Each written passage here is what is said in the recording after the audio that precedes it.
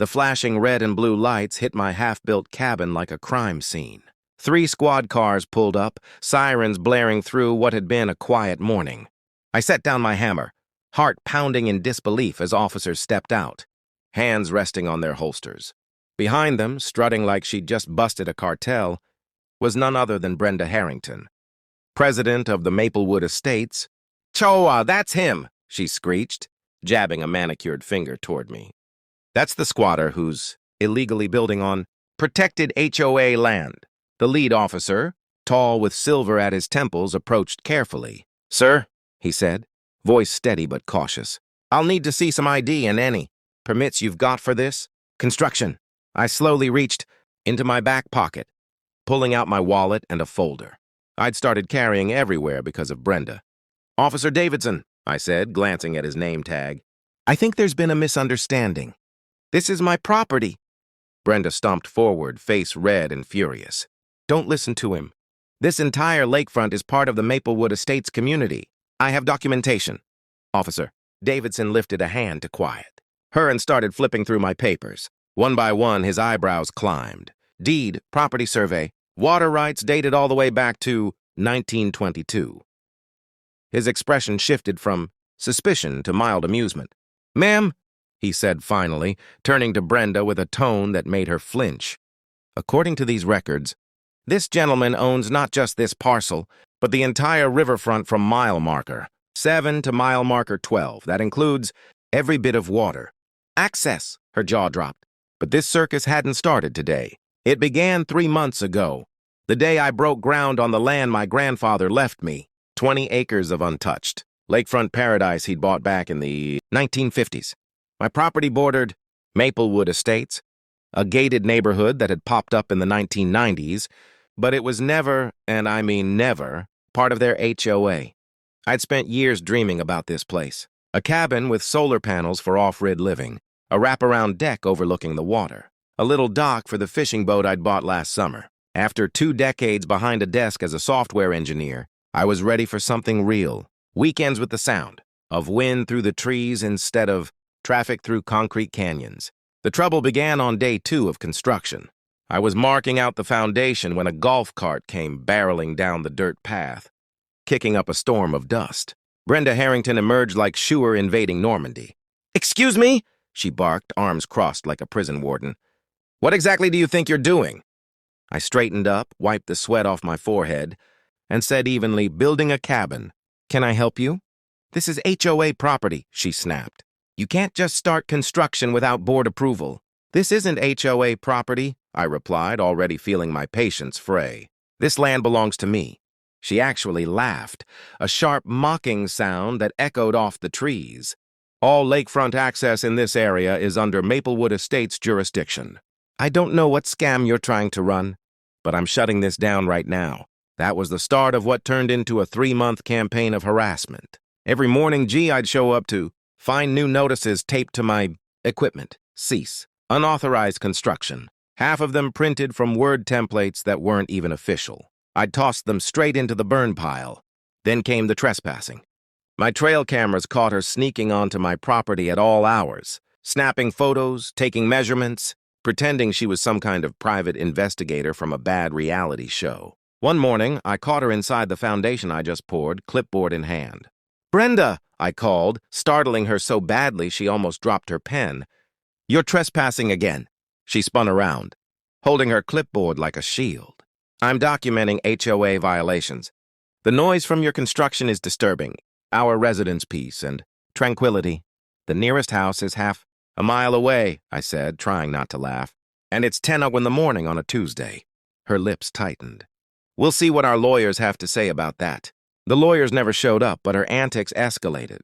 She started bringing back up other board members who'd stand at what they thought was the property line, taking photos and muttering like a pack of gossiping raccoons. One day, she brought a man she introduced as the HOA's environmental compliance officer, which I'm pretty sure was just her nephew wearing a polo shirt and an attitude.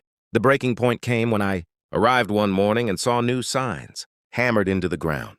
Private property, Maplewood Estates, HOA. She'd actually claimed my land as theirs. That's when I decided to keep my documents on me at all times. So when she showed up again that afternoon, I was ready. "Those signs need to come down," I told her firmly. "Make me," she shot back with a smirk. "I've called the real authorities this time, and that's how I ended up surrounded by flashing lights, accused of squatting on my own land. The police are on their way to remove you from our property," Brenda had shouted that morning, which led us straight to this moment. 3 squad cars, flashing lights, and Officer Davidson calmly reviewing my paperwork while Brenda's face cycled through every shade of purple known to mankind. "This can't be right," she sputtered. "The HOA owns all water access. We've been using that beach for 20 years. Officer Davidson's expression didn't budge. "Using it and owning it are 2 different things, ma'am," he said evenly. "According to these records, it looks like your HOA has actually been trespassing on this gentleman's property for the past 2 decades. I spread the survey map across the hood of the cruiser, pointing out the lines with a finger. "My grandfather owned everything from here. I traced the northern boundary to here. That includes the beach your residents use, the hiking trail, and even the boat launch." Brenda's jaw opened and closed like a startled fish, her clipboard trembling in her hands. The other officers gathered around, trying and failing to hide their smirks. One of them muttered something about another one of those HOA presidents, and the rest nodded knowingly. But we maintain that beach," Brenda protested desperately. "We pay for sand deliveries and upkeep every summer on my property," I said calmly. "Without permission. That's called vandalism, technically speaking." Officer Davidson handed back my documents. "Sir, do you want to press trespassing charges? Sounds like this has been going on for a while." I pretended to think it over while Brenda's face drained from purple to ghost white. "Not this time, officer," I said finally. "But I'll be putting up official boundary markers and no trespassing signs. Anyone crossing them after today will be prosecuted." "You can't do this," Brenda shrieked. "The whole community uses that beach. Our property values depend on lake access." I shrugged. "Should have thought of that before you tried to steal my land." The officers gave her a stern warning about filing false police reports before driving off. Brenda just stood there clutching her clipboard, watching her little empire crumble like stale coffee cake. By that evening, word spread through Maplewood Estates faster than wildfire in August. My phone wouldn't stop ringing. Board members, neighbors, residents, everyone wanted to talk about the lake access situation. The story got wilder with every retelling. By the time it reached the far end of the subdivision, people were saying I owned half the county and was planning to build a casino. The next morning, 15 people were waiting at my construction site. Thankfully, not with pitchforks, but with nervous smiles and anxious energy. A man in khakis and a tucked-in golf shirt stepped forward, hand extended. "Mr. Peterson?" he said politely. "I'm Jack Sullivan, Vice President of the HOA Board. We'd like to discuss the lake access issue." "Nothing to discuss," I replied, not even pausing from my work. "It's my land. Has been since 1952. Jack nodded, then shot a glare over his shoulder at Brenda, who stood in the back, looking like she'd swallowed a lemon whole. "We understand that now," he said carefully. "We're hoping to come to some kind of arrangement. The community has been using that beach for decades, and I've been paying taxes on it for decades," I countered. "Funny how no one mentioned that when they were dumping sand on my beach." A woman in yoga pants spoke up, guilt all over her face. "We didn't know. Brenda told us the HOA owned everything down to the waterline." More glares. Brenda seemed to shrink where she stood, all that bluster gone. Jack cleared his throat. "We'll be holding an emergency board meeting tonight. The residents deserve to know exactly what property we actually control. Brenda, I think you should prepare a full report explaining how this misunderstanding occurred. That meeting, from what I later heard, was pure chaos. My nearest neighbor, Tom, a good guy who lived right on the border of Maplewood Estates, gave me the play-by-play the next day. You should have seen it," he said, leaning over the fence. People were furious. They demanded to know how Brenda could have gotten something this big so wrong. Turns out she never even looked at the property records. She just assumed the HOA owned it because they maintained it, he chuckled, shaking his head. First time I've ever seen people yell at a board meeting other than Brenda herself. She tried blaming everyone, the previous board, the county, and even you for not correcting her sooner, but nobody was buying it. The vote of no confidence was unanimous, minus hers, of course. She was removed as president on the spot. Jack's running things now. I thought that might be the end of it. I was wrong. 3 days later, I started putting up my fence.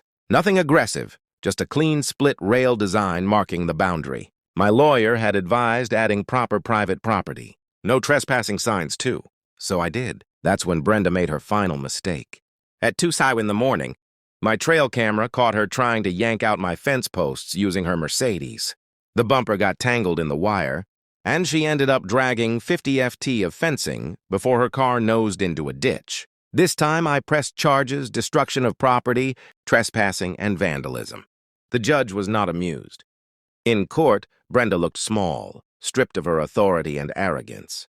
The footage from my cameras played. On a big screen for everyone to see, Mrs. Harrington, the judge said. Peering over his glasses, you've demonstrated a disturbing pattern of harassment and criminal behavior. Quite shocking for someone in a position of community leadership, or former leadership, I should say. The verdict hit her like a truck. $12,000 in fines, plus restitution for the damage to my fence, 200 hours of community service, and a restraining order keeping her 500 FT away from my property. Her face was a portrait of disbelief. $12,000, she gasped, but I was protecting our community. The judge slammed his gavel with finality. You weren't protecting your community. Mrs. Harrington, you were protecting your ego. Consider yourself lucky I'm not adding jail time.